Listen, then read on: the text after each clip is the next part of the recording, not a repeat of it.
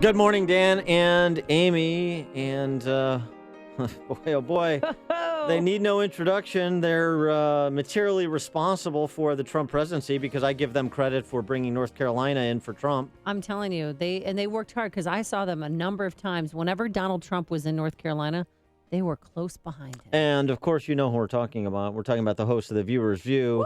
Woo! They are one diamond and one silk. They are Diamond and Silk, and they're joining us now. Diamond and Silk, thank you for being with us again. Oh, my God. Thank you for having us. Thank you for having us. Now, I just want to tell our listeners, we have you on separate lines. You're in two different locations. What's going on? Are you guys spatting over who gets to be the social secretary? Are you hanging out with Yoko Ono? Is there a breakup happening? What's going on?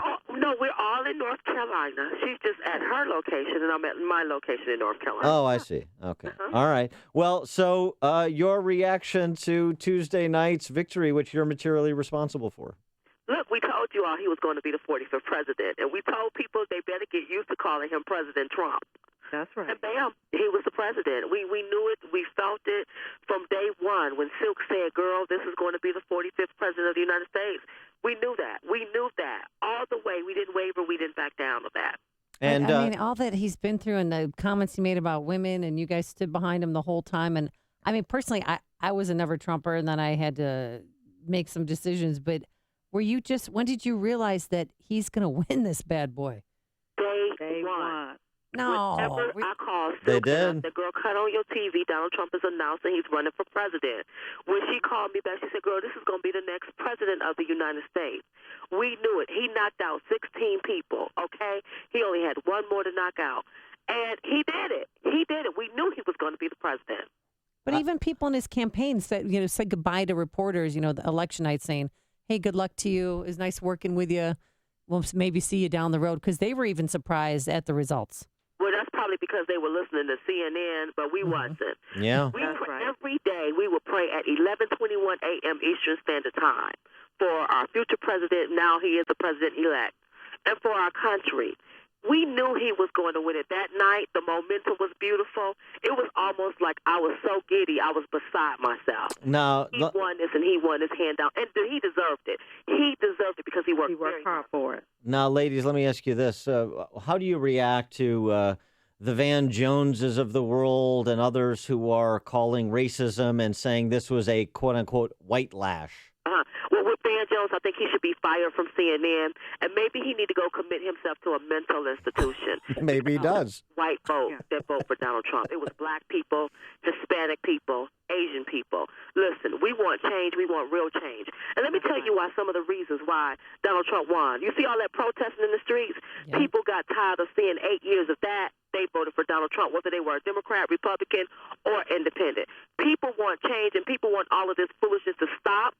They want this country united where we can move forward and thrive and be prosperous and successful. That's what the majority of the people want. And Lady- keep in mind that hate and racism start in your own mind. It starts in your own heart first. It's amazing how they can talk about how Trump supporters is racist and creating terrifying people, but it was some liberals that pulled this Trump supporter out of his car and beat him up. In They Chicago. are the ones in the street. Yeah, they are the ones in the street burning up the flag.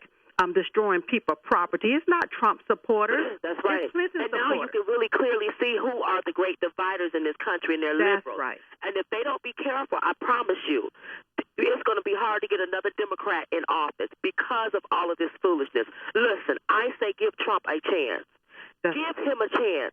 Don't just all of a sudden start stroking racism and fear in people, and then they out there. And a lot of those people are paid protesters, making $15 an hour to go out there and wreak havoc on other people's lives. You're right That about. foolishness is going to stop. And let me tell you something. They're going to respect Donald J. Trump. He is the most powerful man in the world. You hear me? He went up against the media, the elites, the Democrats, and the Clintons. But took them all down. This man is the most powerful man in the world, and you will not disrespect him. You will not do that. All right. Well, hopefully he uses that power judiciously. You're right. And I'll tell you, I also agree with you what you're talking about with the protesters. I mean, the people that are lamenting, are wailing that Donald Trump is going to destroy America while they're destroying America. I mean, the irony is lost on them. Let me ask you this, Diamond and Silk. Donald Trump had very cordial meetings and nice things to say about about Barack Obama, President Obama, and then also Speaker Paul Ryan. What is your hope, and what do you think Donald Trump should do with respect to the never Trumpers that are erstwhile conservatives and others that maybe weren't on the quote unquote Trump train, but probably need to be if he's going to move a policy agenda? Well, listen, it's like this here. We want everybody on both sides of the aisle working with each other. But what we're going to do is this here. The ones that don't want to work with him and don't want to do what's best for the American people, don't want to put the Americans first, we got something called Vote Yo Ass Out. We're going to be voting you out. We're going to call you out. We're going to let the American people see what's going on up there in Capitol Hill and in Washington, D.C.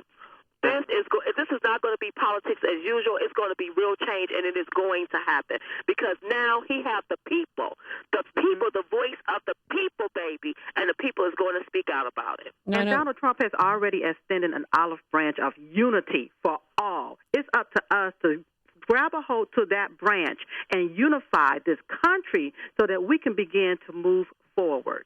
Now, you two ladies have met Donald Trump several times. I saw him one time hug you two ladies on stage. It was really cute. What's your future with Donald Trump, and are you going to still have the viewer's view, and what's next for you two? Well, we still got our viewer's view. You know, we're still going to be Diamond and Silk. I always say, if you ever want to make God laugh, tell him your plans. So I want everybody to just stay tuned and just watch. You just never know where we may end up. All right, Diamond and Silk, here, I've got a proposition for you since you're in play here in terms of next things to do. We could use you in Cook County. One of the areas of the country that was impervious to the change election that occurred on Tuesday was Cook County, and Chicago and larger Cook County. We could really use you up here. So, any chance we could get you to relocate to Chicago Metro for a while? Relocate? I don't know. Can we relocate to Chicago? Who knows? Who knows? All right, I'll put my people in touch with your people, see if we can strike a deal. All right. Okay, that's a deal. All right, okay, darling. Diamond and Silk, thanks so much for joining us. We appreciate it. Thank you for having us. Thank you for having us. Thank you. And they joined us on our turnkey.pro answer line.